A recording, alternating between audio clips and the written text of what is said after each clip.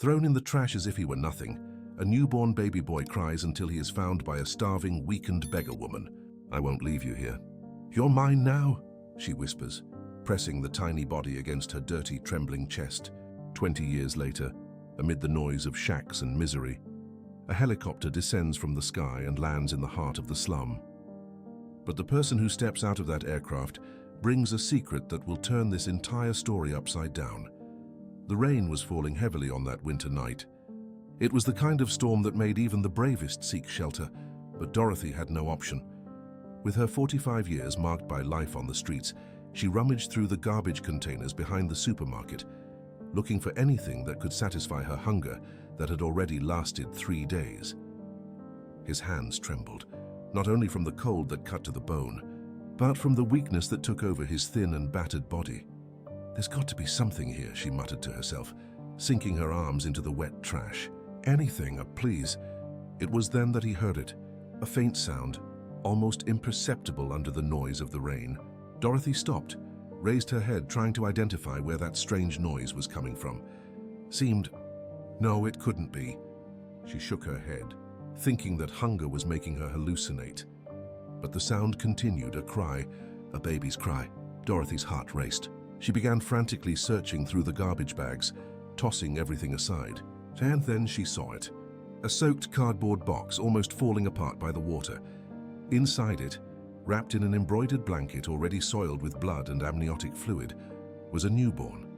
The umbilical cord still hanging, the purple face from cold, the bluish lips. The baby cried weakly, as if his last strength was slipping away. "My God," cried Dorothy, picking up the child with all the care her trembling hands would allow. Who would do such a thing?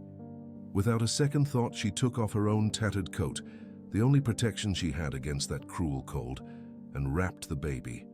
She pressed it to her chest, trying to transmit whatever warmth her tired body could still offer. The little one stopped crying for a moment, as if acknowledging that he was finally safe. Dorothy ran like she hadn't run in years. Her bare feet splashed in the puddles. The cold cut her unprotected skin, but none of that mattered.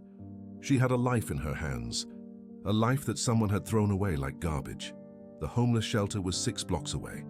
When Dorothy walked through the door carrying the baby, everyone stopped what they were doing. Perisana, the volunteer who worked the night shift, almost dropped the tray she was carrying. "Dorothy, what is that?"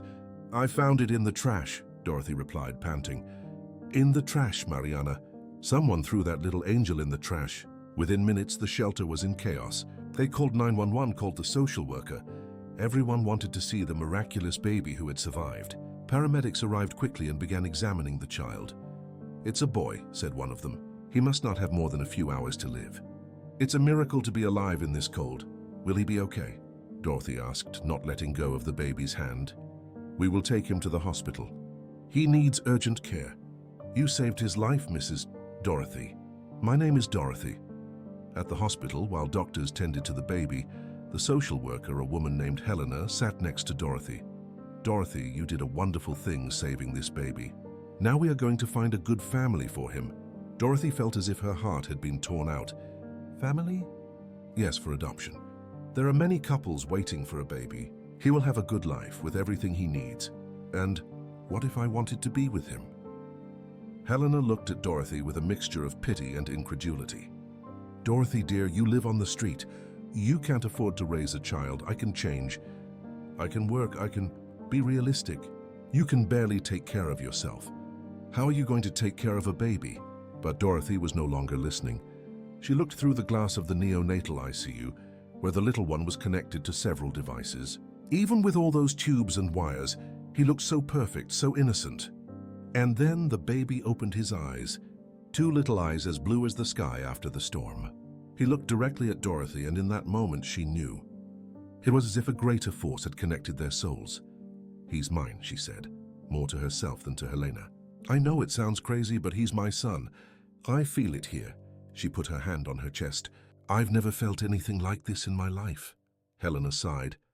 "Dorothy, I understand you got attached, but please." Dorothy turned, tears streaming down her face, scarred by time and suffering. "Give me a chance. Just a chance. If I don't succeed, if I fail, then you can take it. But let me try." Helena was silent for long seconds. There was something in Dorothy's eyes, a determination she rarely saw.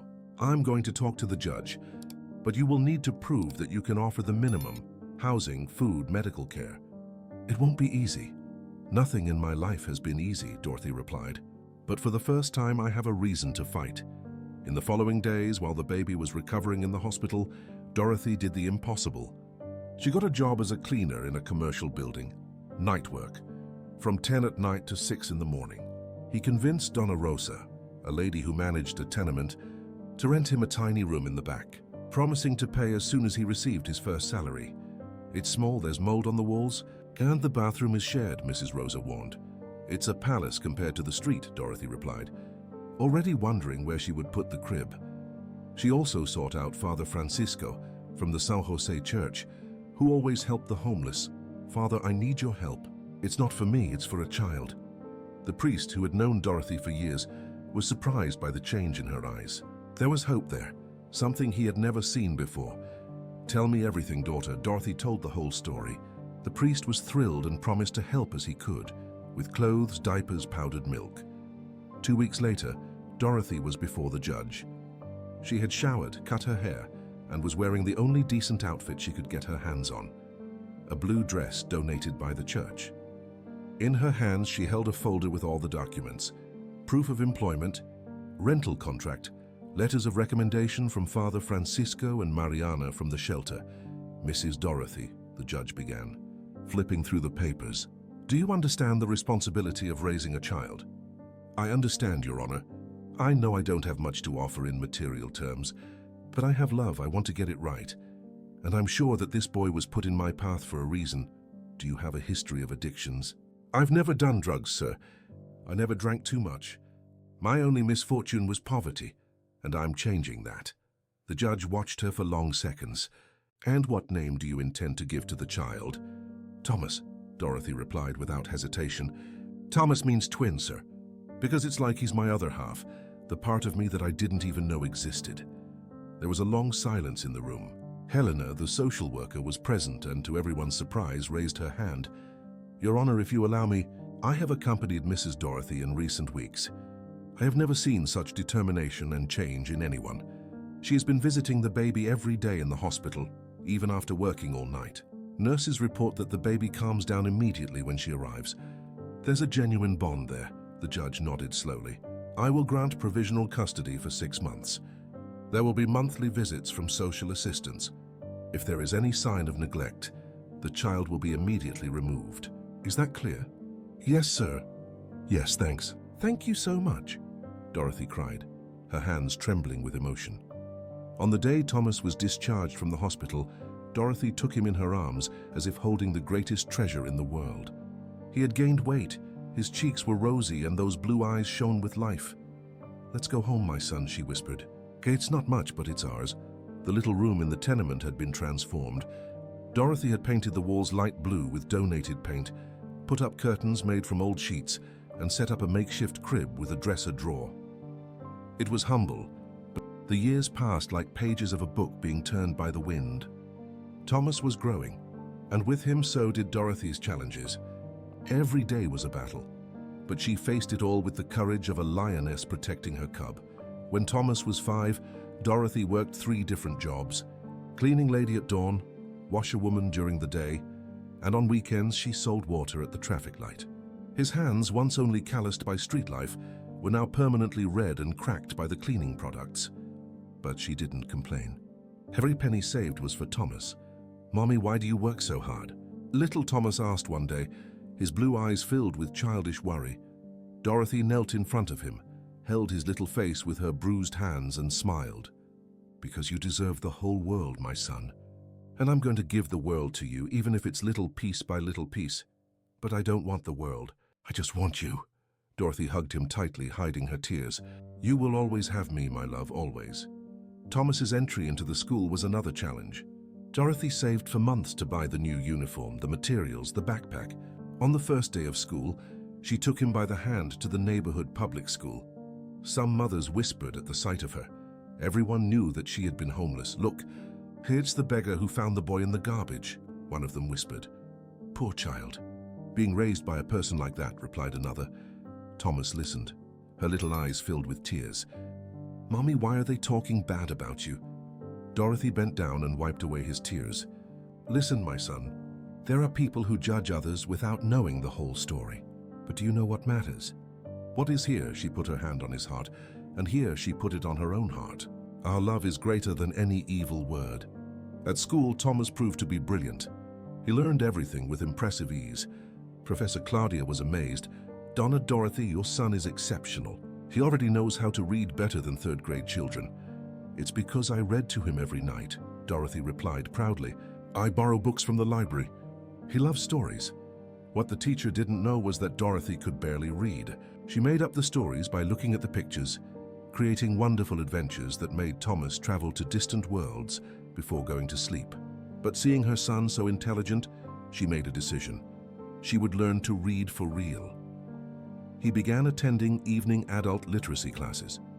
She came home at 2 in the morning from cleaning work, slept 3 hours, took Thomas to school, did laundry, picked up Thomas, took care of him, and at 7 in the evening went to class. It was exhausting, but she persevered. "Mommy, are you studying too?" Thomas asked when he saw her notebooks. "I am, my son. You are never too old to learn. I want to be able to help you with your homework." "I'll help you, Mom. I can be your teacher." And so, in a touching reversal of roles, 7-year-old Thomas taught Dorothy letters while she taught him about life. When Thomas was 10 years old, Dorothy became seriously ill. A poorly cured pneumonia, a consequence of years of working in unsanitary conditions and eating poorly so that Thomas could eat better. She tried to hide it, but the boy noticed. "Mommy, you're coughing up blood," he said one morning, seeing the stained handkerchief she was trying to hide. "It's nothing, son, just a stubborn cold." But Thomas was no longer a naive child. At the age of 10, he already understood a lot. He left home determined and went to the neighborhood clinic. He waited for hours in line until he could talk to Dr. Marcia. "Doctor, my mother is very sick. She coughs up blood, has a fever every night, is losing weight. Please, you need to help her." The doctor was moved by the boy's despair. "Bring your mother here tomorrow. She won't want to come. He will say that he cannot miss work. So I'm going to come to you. Give me the address." When Dr. Marcia arrived at the tenement the next day and examined Dorothy, her expression became grave. "Mrs. Dorothy, you need to be hospitalized immediately. He has tuberculosis at an advanced stage." "I can't, doctor. Who will take care of Thomas?" "Who will work?" "Mommy," Thomas held her hand. "I'll take care of everything. Please treat yourself." Dorothy spent 3 months in the hospital. Thomas, at just 10 years old, took on adult responsibilities. Donna Rosa moved, did not collect the rent during this period. Father Francisco got basic food baskets. Teacher Claudia passed by the tenement to see if he was okay. Thomas went to the hospital every day after school. "I took the report cards to show the grades, always the best in the class." "I'm studying a lot, Mom. When I grow up, I'll be a doctor to take care of you." Dorothy cried every time. "You will be whatever your heart tells you, my son." When she was finally discharged, thinner and weaker but healed, Thomas had arranged a surprise. With the help of Donna Rosa and other residents of the tenement, he had repainted the room, repaired the leaks, and even planted flowers in milk cans in the window. "Welcome home." "Mommy," he said, hugging her. Dorothy broke down in tears. "How did I deserve a son like you?" "You saved me, Mom. Now it's my turn to save you." The following years were of continuous struggle, but also of small victories. Thomas was always at the top of his class. He won medals in mathematical Olympiads, awards in science fairs. Each achievement was celebrated by Dorothy as if it were the greatest in the world. When Thomas was 15 years old, something happened that would change their lives. The school's principal, Professor Roberto, called Dorothy for a meeting. "Mrs. Dorothy, your son is extraordinary. One of the best students I've ever had in 30 years of education. Thank you, Professor. He tries very hard. For this reason, I want to make a proposal. There is a private school, Instituto São Paulo, which offers full scholarships to exceptional low-income students. With Thomas's talent, I'm sure he could do it.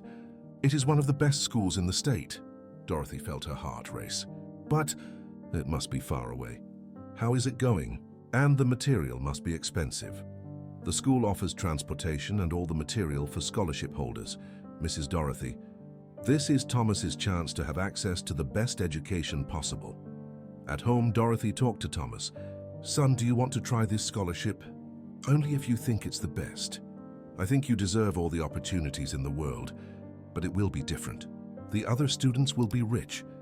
They can be cruel." Thomas held her hands. "Mom, if you've put up with prejudice because of me all these years, I'll take anything for our future." The selection process was rigorous.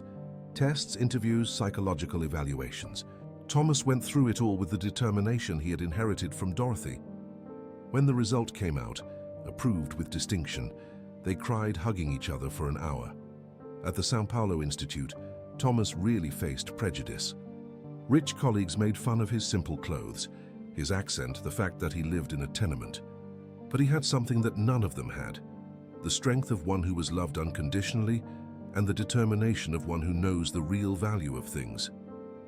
"Why do you try so hard?" a wealthy colleague asked one day. "Even if you get good grades, you're always going to be poor." "I try," Thomas replied calmly, "because my mother has sacrificed her whole life for me to be here. Every high note is my way of honoring that sacrifice." The literature teacher, Donna Beatrice, overheard the conversation. She was so impressed that she began to pay special attention to Thomas, lending books, supervising works. She was the one who said the phrase that would change everything. "Thomas, you have the potential to get a scholarship at any university in the country. Have you ever thought about engineering? You have a natural talent for exact sciences. Engineering." Thomas's eyes lit up. "But it must be very expensive. There are full scholarship programs, young man. With your grades and life story, you're the perfect candidate." That night, Thomas came home brimming with hope. "Mom, the teacher said I can get an engineering scholarship." Dorothy hugged him tightly. "I always knew you were going far, my son. Let's go far together, Mom. When I graduate, I'll get you out of here. We are going to have a real house with a garden with everything you deserve." "I already have everything I deserve," she replied, stroking his face. "I have you." But fate held surprises. When Thomas was a senior in high school, about to take the college entrance exam, Dorothy fell ill again. This time it wasn't tuberculosis. It was something worse. The years of deprivation, of excessive work, of poor nutrition had taken their toll. His kidneys were failing. "Chronic kidney failure," said the doctor. "She needs hemodialysis 3 times a week. And will it cure her?" Thomas asked, trying to keep his voice steady. "It will keep her alive, but the only real cure would be a transplant. Then we will do the transplant. I can donate, I'm her son." The doctor hesitated. "You're an adopted son, aren't you?" Compatibility would be very unlikely. Thomas felt the world come crashing down, but he didn't let Dorothy see his despair. "Don't worry, Mom, let's find a way." Dorothy started hemodialysis, but each session left her weaker. Thomas has divided his life between studying for the university entrance exam, taking care of his mother, and working. Yes, he got a job as an assistant in an auto repair shop to help with medical costs. He slept 3 hours a night but never complained. "Son, you need to focus on your studies," Dorothy said, seeing his deep, dark circles under his eyes. "Your future.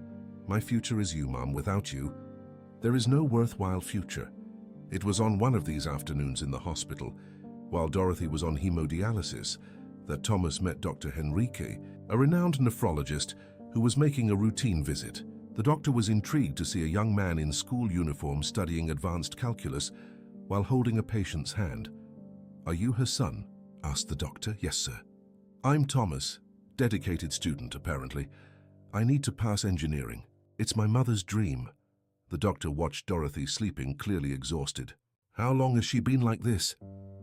6 months, doctor, but it's getting worse. The doctors say she needs a transplant, but..." Thomas swallowed. "I'm not compatible." "Did you take the test?" "I didn't need to. I am adopted. She found me when I was a baby." Dr. Henrique frowned. "Did you find it?" Thomas had never told the full story to anyone but very close people, but something in the doctor's kind gaze made him open his heart. He told everything: the garbage, the rescue, Dorothy's struggle to keep him, the sacrifices, the unconditional love. The doctor was silent for long seconds, visibly moved. "What an extraordinary story. Your mother is a remarkable woman. She is everything to me, doctor. I would do anything to save her." "Anything?" the doctor repeated thoughtfully. "Thomas, you said you were found as a baby. Have you tried to discover its biological origin?" "For what?" "Dorothy is my only mother. I understand and respect that, but maybe their biological relatives can help with the transplant. Thomas shook his head. Who would throw a baby in the trash? These people don't deserve to be found. What if it wasn't a choice? What if there was something else? That conversation planted a seed in Thomas's mind. That night, while Dorothy slept, he went to the closet where she kept the important documents. I had never touched it out of respect, but the situation was desperate. He found an old shoebox tied with string. Inside, in addition to his adoption papers, was something he had never seen. A baby blanket, clearly expensive with delicate embroidery. It was wrapped in plastic, carefully preserved.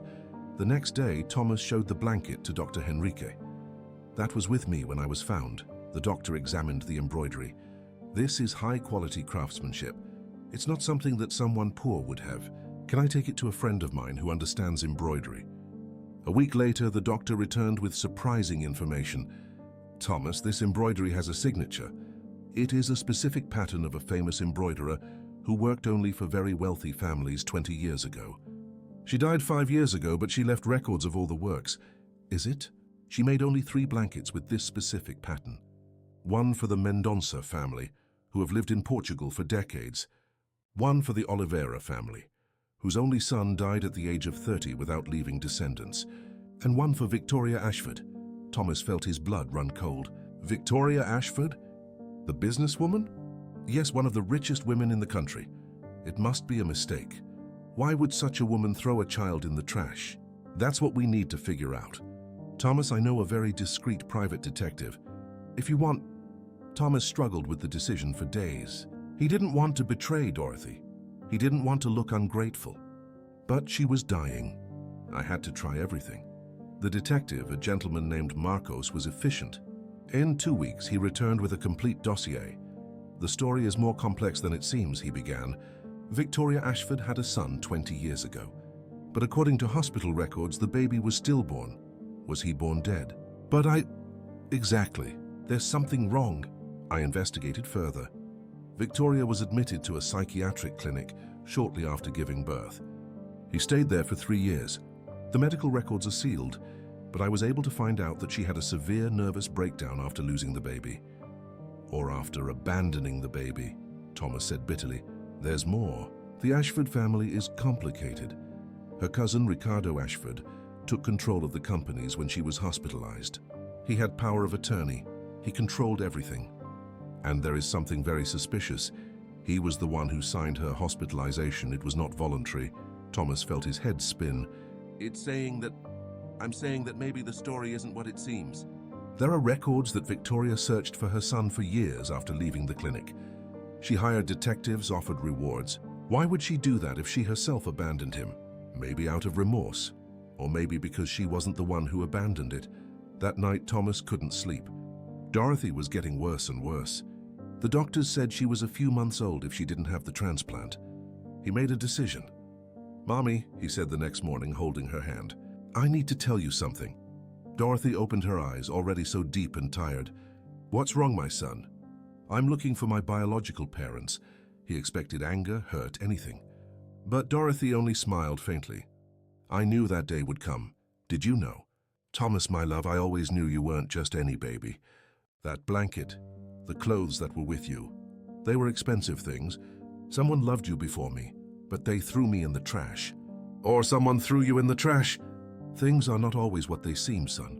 Aren't you mad?" Dorothy shook his hand with what little strength she had. "How could I be angry? You're doing it for me, I know. And even if he finds his biological family, nothing changes between us. You are my son, Thomas. My miracle. No DNA test can change that." Encouraged by Dorothy's words, Thomas decided to act. With the help of Dr. Henrique, he got the contact of Victoria Ashford's office. The secretary was cold on the phone.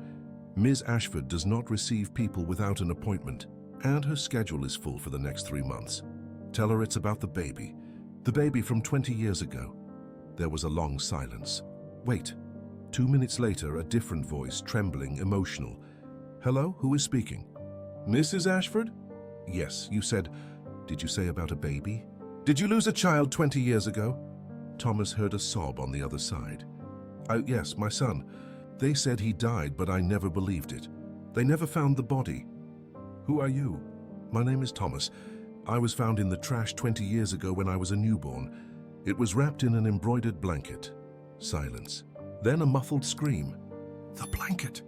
I embroidered a blanket, blue with little golden birds around the edges. Thomas looked at the blanket in his hands. Yes, just like that. My God. Oh my God, where are you? I need to see you now. Mrs. Ashford, before we meet, I need you to know I have a mother. The woman who raised me, who saved me. She is dying and needs a transplant. If I'm really your child and we're compatible, I'll do anything. Anything, just let me see you, please. The meeting was scheduled for the next day, in a discreet cafe downtown. Thomas arrived first, nervous, holding the wrapped blanket. When Victoria Ashford walked in, he knew immediately. The same blue eyes, the same face shape. Even the way he walked was similar. She stopped at the sight of him, brought her hands to her mouth, tears flowing instantly. My God, you are identical to my father when you were young. They sat down, both trembling. Victoria couldn't stop crying. Tell me, she begged. Tell me everything. How did you survive? Who saved you? Thomas told the whole story. Dorothy, the rescue, the poverty, the love, the sacrifices, the sickness. Victoria cried even more. She's an angel who saved my baby when I couldn't. Why couldn't you? Why did you abandon me? Victoria took a deep breath. It was a moment of truth. Victoria closed her eyes, the painful memories returning like violent waves. I never abandoned you, never. They took you away from me. They who? My family. Especially my cousin Ricardo. She took a deep breath before continuing. 20 years ago, I was different. Young, naive, she trusted everyone. Ricardo was more than my cousin. He was my best friend, or so I thought. At a family party, he put something in my drink. Thomas felt his stomach turn. Yes, Victoria confirmed, her voice breaking. When I found out I was pregnant, I went into despair. But then something changed. Feeling you grow inside me, I began to love you. You were not to blame. You were innocent. I decided that I would be your mother, that I would protect you from everything and everyone. What about your family? They were horrified. The scandal would destroy their reputation. Ricardo especially, since his crime would be exposed. They tried to convince me to abort, but I refused. So they changed tactics. They said they would support, that they would help me. Idiot that I was, I believed. Victoria grabbed a handkerchief, wiping away the tears that kept falling. On the night of the birth, something was wrong. I remember feeling a lot of pain, more than I should. Ricardo was there, whispering to the doctors. After the birth, I heard you cry. I heard it clearly. But then they applied something to me. When I woke up, they said you had been stillborn. But you didn't believe it. Deep in my heart, no. But I was broken, confused. Postpartum depression mixed with trauma. I screamed that I wanted my baby, that I knew he was alive. That's when Ricardo got a court order. He said I was psychotic, dangerous. They forcibly interned me. Thomas felt anger growing in his chest. For 3 years? They kept me doped. Every time I got better and started to question, they increased the medication. Ricardo took over my company with power of attorney. He controlled everything. It was only when a new nurse, who was not on their payroll, realized what was happening and anonymously reported that I was able to leave. And when did it come out? I searched for you desperately. I hired the best detectives. I offered fortunes for any information. But Ricardo had covered the tracks very well. The doctor who delivered the baby died in a suspicious car accident. The nurse disappeared. The hospital records were lost in a fire. Thomas showed the blanket. Victoria picked her up with trembling hands, stroking the embroidery. I made each point thinking of you, she whispered. It was supposed to involve you as soon as you were born, so you could feel my love even before you opened your eyes. And somehow this blanket accompanied you. Ricardo must have sent someone to throw me in the trash with her, for him to give one last cruel touch. He was always a sadist. Victoria held Thomas's hands, but God had other plans. He put an angel in your path, Dorothy. I need to know her. I need to thank the woman who did what I couldn't do. She's very bad, Mrs. Ashford. Victoria. Please call me Victoria. And about the transplant, I will do the test immediately. If we are not compatible, I will pay for the best treatment. We will find a donor. We will do whatever it takes. My mother. Dorothy. She is proud. He will not accept charity. It's not charity. It's gratitude. She saved my reason for living. 2 days later, Victoria went to the hospital. When he entered the room and saw Dorothy, so frail in bed, connected to the machines, she completely lost her composure. He knelt by the bed, taking Dorothy's thin hands. "Thank you," she sobbed. "Thank you for saving my baby. Thank you for loving him when I couldn't be there." Dorothy, even weak, maintained her dignity. "I thank you. He saved my life as much as I saved his. You're his real mother," Victoria said. "You raised him, loved him, sacrificed everything for him." You're the mother who brought you into the world," Dorothy interrupted softly. "The mother who loved him even before he was born. The mother who suffered 20 years looking for him. We are his two mothers, each in our own way." Victoria cried even more. "You're extraordinary. I'm just a woman who found her purpose on a rainy night. The compatibility tests were done urgently. While they waited for the results, Victoria hired the best nephrologists in the country to care for Dorothy. But she wanted to do more than that. Richard needs to pay for what he did," she told Thomas.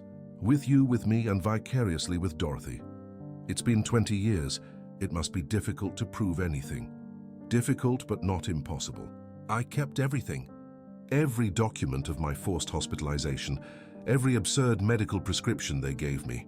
And now, with you here alive, we have proof that the baby did not die in childbirth as they claimed." Victoria hired a team of lawyers. The investigation started discreetly, but soon found bombshell evidence. Ricardo had embezzled millions from the company while Victoria was hospitalized. Falsified documents, bribes, a network of corruption that went far beyond what they imagined. But Ricardo was not an idiot. She realized that something was happening when Victoria began to take back real control of her companies. And when he found out that Thomas was alive, he panicked. One morning, Thomas received an anonymous call. "Stop messing with the past or your sick mother will suffer the consequences." He immediately went to the police, but the chief, a man named Ferreira, seemed uninterested. Vague threats like this are difficult to investigate. Victoria, when she found out, was furious. Ricardo is buying everyone as he always did. But this time he's not going to win. She used her influence and resources to put pressure on the authorities. He hired security guards to protect Dorothy at the hospital. And then he did something that no one expected. He called a press conference. In front of dozens of journalists and live cameras, Victoria told everything. The rape, the stolen baby, the forced internment, the years of searching. Thomas was by her side, and together they showed the embroidered blanket. The medical documents, the evidence of the fraud. "My cousin Richard Ashford not only destroyed my life and tried to kill my son," she declared, looking directly into the cameras. "He stole millions, corrupted doctors and authorities, and continues to threaten my family. But the truth always wins. My son is alive thanks to an extraordinary woman who found him in the garbage where Ricardo had him thrown.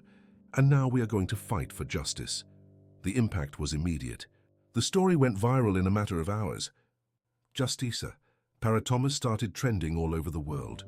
The public pressure was so intense that the authorities could no longer ignore it. Ricardo tried to flee the country, but was arrested at the airport. In his apartment, the police found incriminating documents that he had kept, ironically, to protect himself from his accomplices in case something went wrong. Among the documents, a written confession from the doctor who had falsified the baby's death made before he died of cancer. He detailed how Ricardo paid him to declare the baby stillborn and hand over the child to be discarded. The trial was one of the most watched of the decade. Ricardo, confronted with the evidence, finally confessed, but tried to justify himself. "I was protecting the family from scandal," he told the court. "A baby born of rape? That would destroy our name. You raped your own cousin, and then tried to kill your son to cover up your crime." The prosecutor countered. The sentence was exemplary. 40 years in prison for rape, attempted murder, kidnapping, false imprisonment, falsification of documents, and embezzlement of millions. Meanwhile, the results of the tests have arrived. Victoria was a match for the transplant. The surgery was scheduled immediately. The night before the operation, the three people were together in the hospital room. Dorothy in bed, Victoria sitting on one side, Thomas on the other. "Tomorrow you will save me," Dorothy told Victoria. "Just as I saved our son." "Our son," Victoria repeated, smiling through her tears. "I like how that sounds." Thomas held the hands of the two women. "I have two mothers. I always thought it was a curse to have been abandoned, but now I see that it was a blessing. I have twice as much love as anyone could have. The transplant surgery was a success. During the long 8 hours of the procedure, Thomas remained in the hospital chapel, alternating between praying and talking to Father Francis, who had come to provide support. "Father, I'm afraid," Thomas confessed. "Fear of losing both at the same time. Faith, my son. God didn't bring the three of you together to separate you now. Every story has its purpose, and yours is just beginning." When Dr. Henrique came out of the operating room exhausted but smiling, Thomas knew that everything had worked out. "Both are fine. Dorothy is responding perfectly to the new kidney. Victoria recovers without complications. They are two warriors." In the following days, something magical happened in that hospital. Dorothy and Victoria, recuperating in neighboring rooms, began to talk. First through Thomas, who went from one room to another carrying messages. Then when they were able to get up, they sat together in the hospital garden. "Tell me about him when he was little," Victoria asked, thirsty for every detail. "When he was 3 years old, he saw a beggar on the street and wanted to give him his only toy," Dorothy said, her eyes shining. "He said that the young man needed it more than him. He always had a huge heart." "He pulled Dad," Victoria said, and immediately regretted it. "Sorry, I shouldn't—" "No," Dorothy interrupted her gently. "He pulled you. Strength, determination, courage. I see you in it every day." Victoria held Dorothy's hand. "How did you hold up? All those years of hardship, of poverty, of sacrifice?" "You know, Victoria, I spent years on the street before I met Thomas. He lived, but he had no reason to live.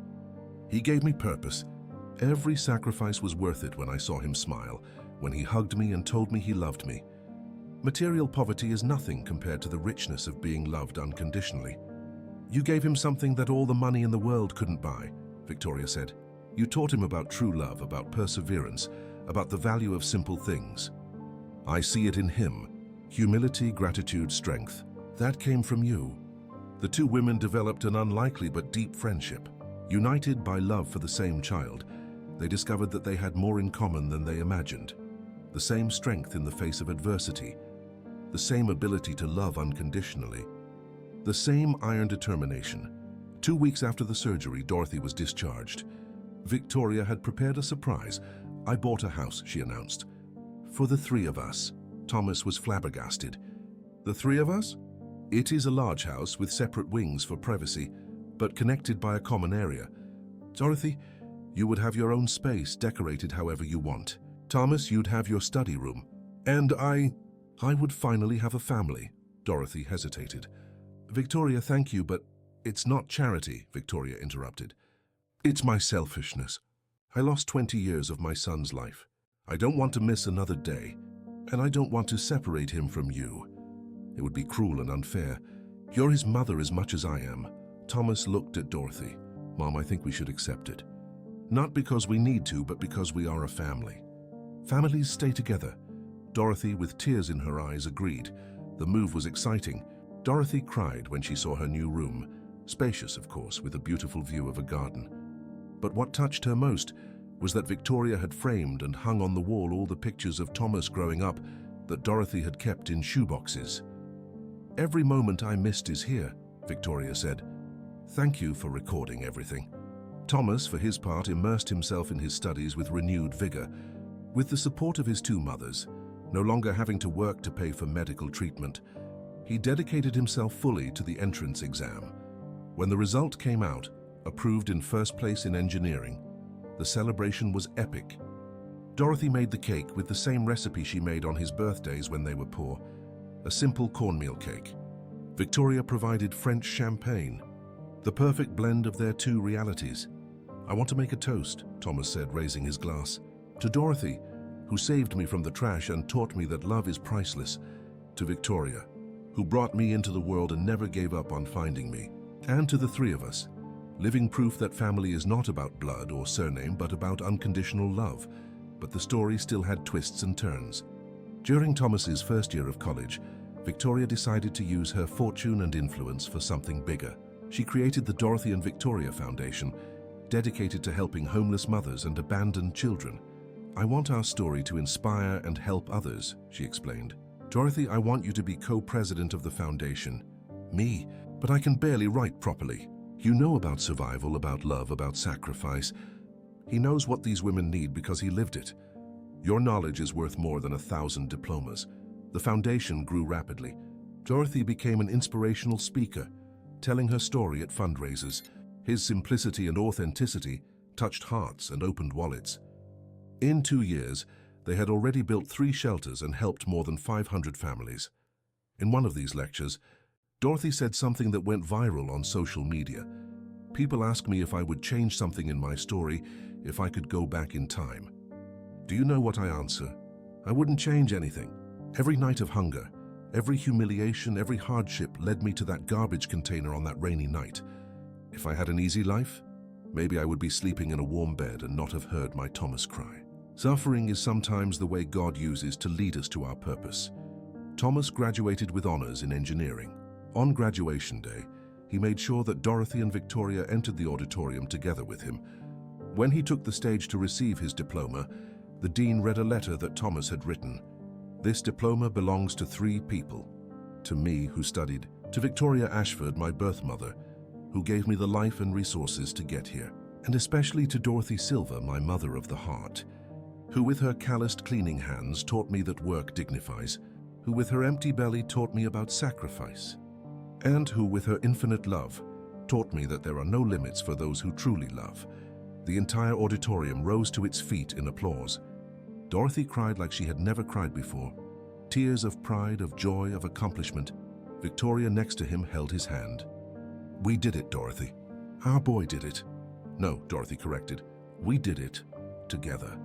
Thomas started working at a large engineering firm, but his real project was something else. In his spare time, he developed low-cost water purification systems for underserved communities. When his project won an international award, he used the money to implement it in the slums where Dorothy had lived. You're giving back, Dorothy said proudly. I'm honoring you, Mom.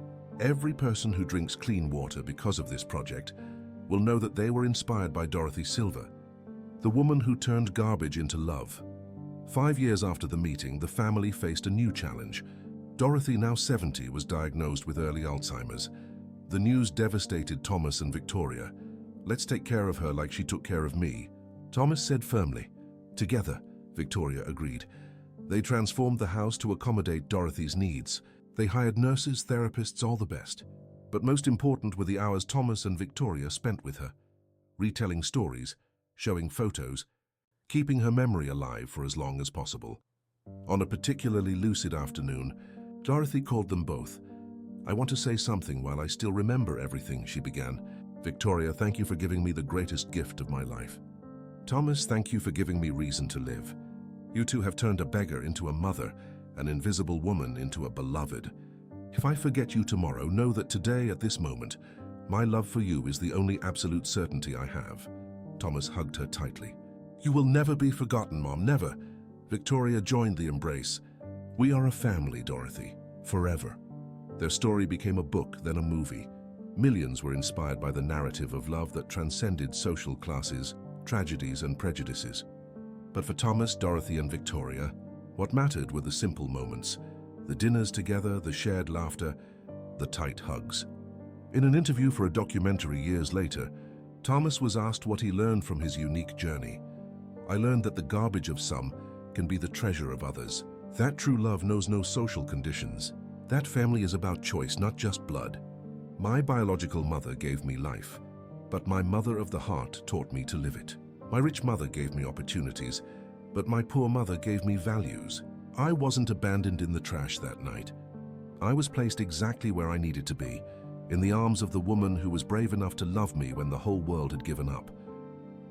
The documentary ended with a scene of the 3 in the garden of the house. Dorothy, even with her fragile memory, smiled as Thomas read to her, just as she pretended to read to him as a child. Victoria played the piano softly in the background. An unlikely family, united by tragic circumstances, but transformed by the redemptive power of unconditional love. The last sentence of the documentary, spoken by Dorothy in a moment of lucidity, summed it all up. They say I found my son in the garbage. It is not true. I found my treasure disguised as a tragedy, and I discovered that true love can transform the dirtiest of stories into the most beautiful of redemptions. In the final scene, the camera zooms out showing the house where they live. Not an ostentatious mansion, but a cozy home, where three wounded souls have found healing in mutual love. On the door, a discreet sign, Dorothy and Victoria Foundation, where every child finds a mother. And so, the story that began with a baby thrown in the trash on a rainy night has turned into a worldwide testimony that true love knows no boundaries, that true family is built on sacrifice and dedication, and that sometimes God uses the most unlikely ways to perform the most extraordinary miracles. Victoria's mansion has become a symbol not of wealth, but of unity. Dorothy never had to return to the streets, but she regularly visited her old friends, bringing hope. Thomas became one of the most respected engineers in the country, always crediting his success to the two extraordinary women who created him, and the helicopter that one day landed in the favela to reunite a family. Today it is used by the foundation to bring doctors and supplies to underserved communities. Because true wealth, as Dorothy always taught Thomas, is not in what you have, but in what you do with what you have to transform the lives of others. Victoria, in her last public speech before retiring to care for Dorothy fully, said, "I was born rich, but I lived poor in love for 20 years. Dorothy was born poor, but she was rich in love all her life. Together we discover that true fortune lies in having someone to love and be loved in return. Our family is proof that God writes right through crooked lines, and that what the world throws away, He turns into a miracle." End comment. Mother is mother. So I know you have reached the end of this exciting story, and mark your comment with a beautiful heart. And just like the story of Dorothy, Thomas, and Victoria, I have another exciting narrative to share with you. Just click on the video that is now appearing on your screen and embark on another journey of overcoming and unconditional love. A big hug, and I'll wait for you there.